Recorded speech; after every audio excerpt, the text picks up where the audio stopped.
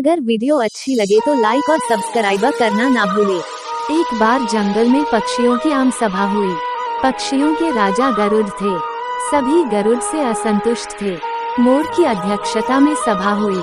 मोर ने भाषण दिया, साथियों, गरुड़ जी हमारे राजा हैं, पर मुझे ये कहते हुए बहुत दुख होता है कि उनके राज में हम पक्षियों की दशा बहुत खराब हो गई है।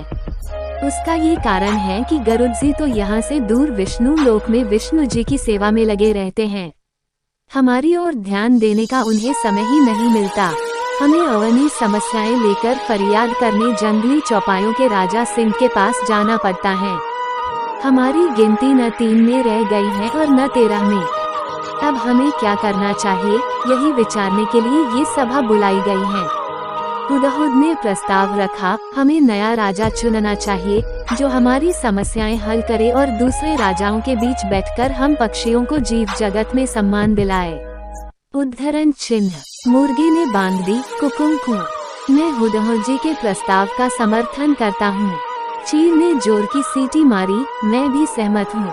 मोर ने पंख फैलाए और घोषणा की, तो सर्वसम्मति से तय हुआ कि हम नए राजा का चुनाव करें, पर किसे बनाए हम राजा। सभी पक्षी एक दूसरे से सलाह करने लगे। काफी देर के बाद सारस ने अपना मुंह खोला, मैं राजा पद के लिए उल्लू जी का नाम पेश करता हूँ। वे बुद्धिमान हैं, उनकी आंखें तेजस्वी हैं, स्वभाव अति गंभीर है, ठीक जैसे राजा को शोभा देता है। उद्धरण चिन्ह। हॉर्नबिल ने सहमति में सिर हिलाते हुए कहा, सारस जी का सुझाव बहुत दूरदर्शितापूर्ण है। ये तो सब जानते हैं कि उल्लू जी लक्ष्मी देवी की सवारी है।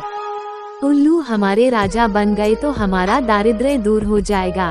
लक्ष्मी जी का नाम सुनते ही सब पर जादू सा प्रभाव हुआ। सभी पक्षी उल्लू को राजा बनाने पर राजी हो गए। मोर बोला, ठीक है, मैं उल्लू जी से प्रार्थना करता हूँ कि वे कुछ शब्द बोलें। उल्लू ने घुघुआते कहा, भाइयों, आपने राजा पद पर मुझे बिठाने का निर्णय जो किया है उससे मैं गदगद हो गया हूँ। आपको विश्वास दिलाता हूँ कि मुझे आपकी सेवा करने का जो मौका मिला है, मैं उसका सदुपयोग करते हुए आपकी सारी समस्याएं हल करने का भरसक प्रयत्न करूँगा। धन्यवाद। उद्धरण चिन्ह। पक्षी जनों ने एक स्वर में उल्लू महाराज की जय का नारा लगाया। कोयलें गाने लगी। चील जाकर कहीं से मनमोहक डिजाइन वाला रेशम का शाल उठाकर ले आई। उसे एक डाल पर लटकाया गया और उल्लू उस पर विराजमान हुए। कबूतर जाकर कपड़ों की रंग बिरंगी लीरें उठाकर लाए और उन्हें पेड़ की टहनियों पर लटकाकर सजाने लगे। मोरों की टोलियां पेड़ के चारों ओर नाचने लगी। मुर्गों व शतुरमुर्गों ने पेड़ के निकट पंजों से मिट्टी खोद खोद कर एक बड़ा हवन तैयार किया। दूसरे पक्षी लाल रंग के फूल लाकर कुंड में ढेरी लगाने लगे। कुंड के चारों ओर 8-10 तोते बैठकर मंत्र पढ़ने लगे। बया चिड़ियों ने सोने व चांदी के तारों से मुकुट बुन डाला तथा हंस मोती लाकर मुकुट में फिट करने लगे। 2 मुख्य तोते पुजारियों ने उल्लू से प्रार्थना की, हे पक्षी श्रेष्ठ, चलिए लक्ष्मी मंदिर चलकर लक्ष्मी जी का पूजन करें। निर्वाचित राजा उल्लू तोते पंडितों के साथ लक्ष्मी मंदिर के ओर चले। उनके जाने के कुछ क्षण पश्चात ही वहाँ कौवा आया।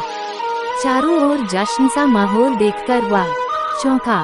उसने पूछा, भाई, यहाँ किस उत्सव की तैयारी हो रही है? पक्षियों ने उल्लू के राजा बनने की बात बताई। कौवा चीखा, मुझे सभा में क्यों नहीं बुलाया गया? क्या मैं पक्षी नहीं? मोर ने उत्तर दिया, ये जंगली पक्षियों की सभा है। तुम तो अब जाकर अधिकतर कस्बों व शहरों में रहने लगे हो। तुम्हारा हमसे क्या वास्ता? कौवा उल्लू के राजा बनने की बात सुनकर जल भून गया था। वो सिर पटकने लगा और कां कां करने लगा। अरे, तुम्हारा दिमाग खराब हो गया है जो उल्लू को राजा बनाने लगे। वो चूहे खाकर जीता है और यह मत भूलो कि उल्लू केवल रात को बाहर निकलता है। अपनी समस्याएं और फरियाद लेकर किसके पास जाओगे? दिन को तो वह मिलेगा नहीं। कौवे की बातों का पक्षियों पर असर होने लगा। वे आपस कानाफूसी करने लगे कि शायद उल्लू को राजा बनाने का निर्णय कर उन्होंने गलती की है। धीरे धीरे सारे पक्षी वहां से खिसकने लगे। जब उल्लू लक्ष्मी पूजनकार तोतों के साथ लौटा तो सारा राज्याभिषेक स्थल सूना पड़ा था। उल्लू घुघुआया, सब कहाँ गए? उल्लू की सेविका खंडरिच पेड़ पर से बोली, कौवा आकर सबको उल्टी पट्टी पढ़ा गया। सब चले गए, अब कोई राज्याभिषेक नहीं होगा। उल्लू चोंच पीस कर रह गया। राजा बनने का सपना चूर चूर हो गया। तब से उल्लू कौओं का बैरी बन गया और देखते ही उस पर झपटता है। सीखा कई में दूसरों के रंग में भंग डालने की आदत होती है और वे उम्र भर की दुश्मनी मोल ले बैठते हैं।